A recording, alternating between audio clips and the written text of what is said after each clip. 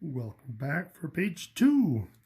So page 2 now, they start off by giving you a table. And just to read it real quick, it says 5 U.S. domestic flights are randomly selected, and the table lists the probabilities for the number that arrive on time. Assume that 5 flights are randomly selected. So we have these different probabilities for these different occurrences for our random variable. So now the first question says, does the table describe a probability distribution? Why or why not? So if you recall, there's 3 conditions. 3 conditions that have to be met. So number 1 is the random variable numerical.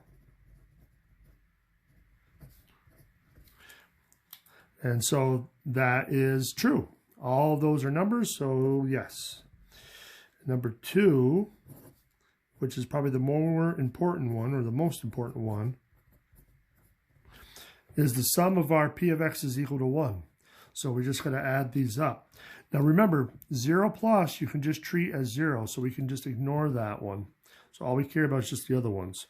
So 0.006 plus 0.048 plus 0.198 plus 0.409 plus 0.338. So we had 999 for our sum. Now remember, because of this 0 plus, we're allowed a little bit of tolerance with it equaling 1 exactly. So even though it's not precisely 1 in this case, we can still allow it. So we're going to say yes. And then number 3 is that this each probability has to be between 0 to 1 for each x. And is that the case for this one? That one's usually a yes. So that one is also true here. So then our answer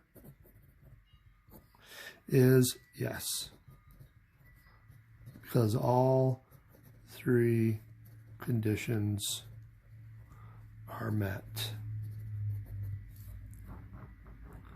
So yes, all 3 conditions are met. And that's all they want. So again, the main one is this second one. So make sure that the sum of the probabilities is equal to 1. Number 6, still using the same table, they want you to find the mean. So now we got to start filling in our table. So the first column, remember, is going to be the product of x times p of x. So we can quickly do this. Now again, remember, this is essentially 0, but we're going to be multiplying it times 0. So it doesn't matter anyway. So it's equal to 0. We multiply by 1. We multiply by 2. We multiply by 3. I think that's going to be a 4, right? Let me just double check this so that way I don't make a mistake. Oops. 0.198 times 3. Yep. Okay. So this one should be 1.636. And let's be lazy and do the last one in the calculator. Times 5. So 1.690. Okay. So now we have all of those. But the formula, remember, is equal to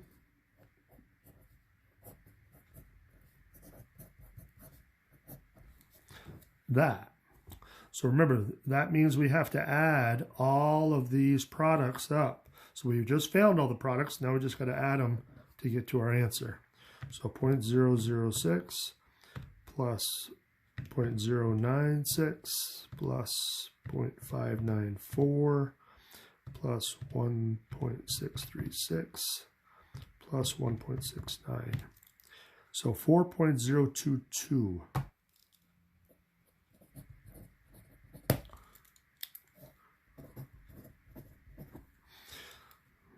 Now, as far as rounding, do we really need all 3 decimal places? If we're talking about the mean, remember, we're talking about the average value of the random variable.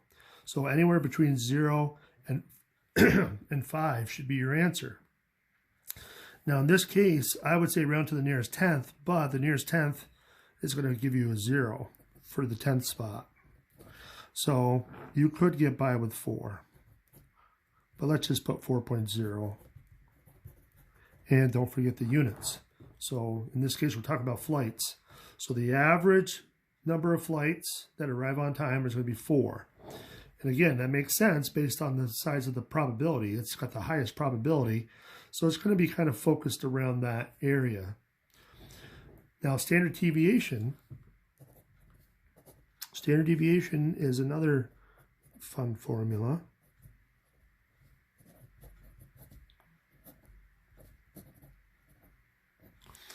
So all we're doing is we're adding up x squared times p of x. So we need that column in our table before we can do this.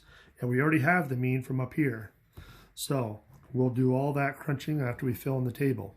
So as far as your columns, remember the next column should be x squared, and then you got x squared times p of x for the last one. So now we just, again, got to just fill in the table.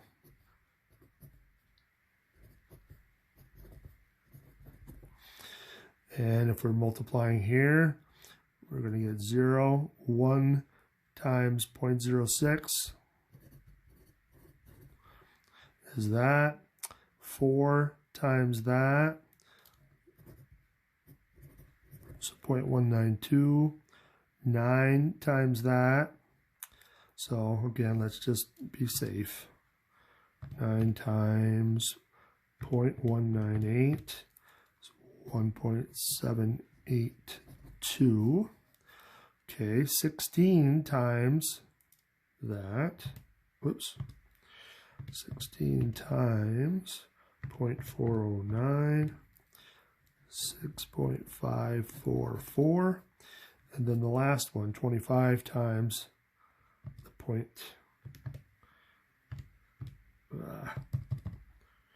25 times 0.338, and that's 8.45.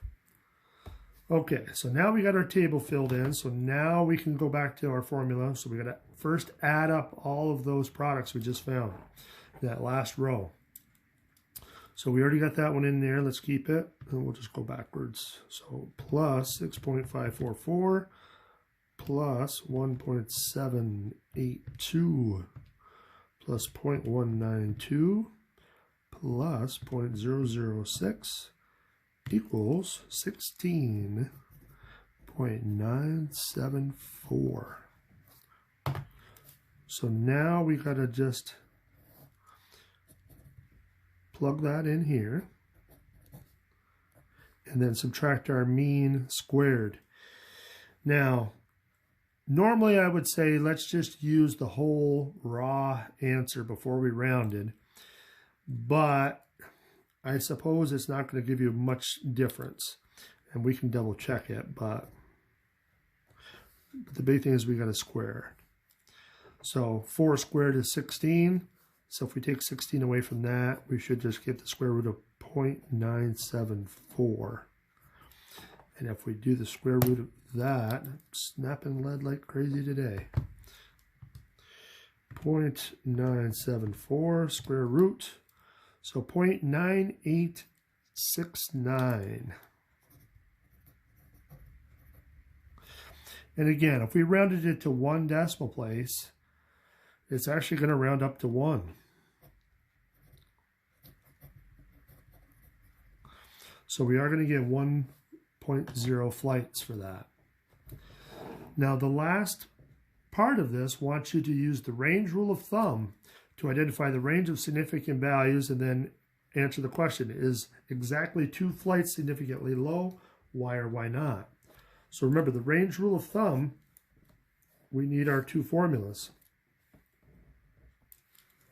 So we got our min significant value, which is our mean minus 2 standard deviations. So we're just going to take our numbers that we just found. Jeez.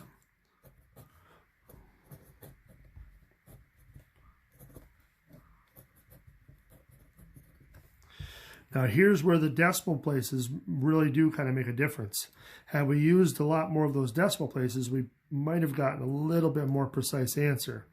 Because technically, if we went 2 decimal places, then this would have been 0.99.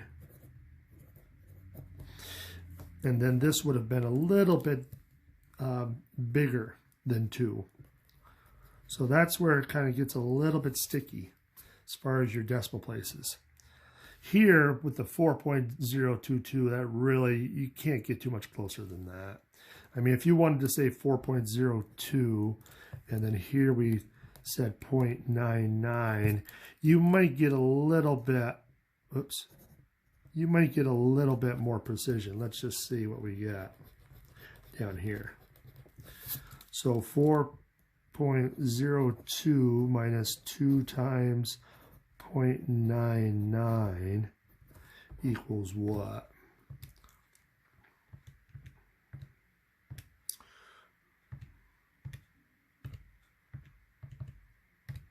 So 2.04. And then let's do the maximum. So the max significant value should be the mean plus 2 standard deviations.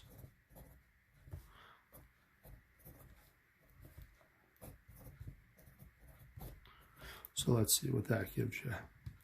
So 4.02 plus 2 times 0.99 equals 6. Wow, 6 exactly. So 6 flights.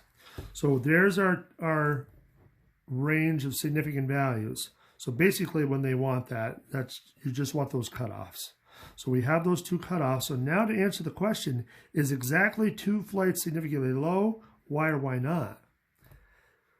Well, if we got to compare it to our low cutoff is 2.04, and 2 is technically less than that. So because of that, since 2 is less than 2.04, then yes, 2 flights is significantly low. So remember, you got those 3 buckets that you're worried about. You know, you got the one end here, which is significantly low. You got this whole range in the middle, which is not significant. And then you got on the other side, which would be significantly high. So it's got to be in one of those 3 buckets when you're using the range rule of thumb. So, all right, we'll stop there, and next page in a minute.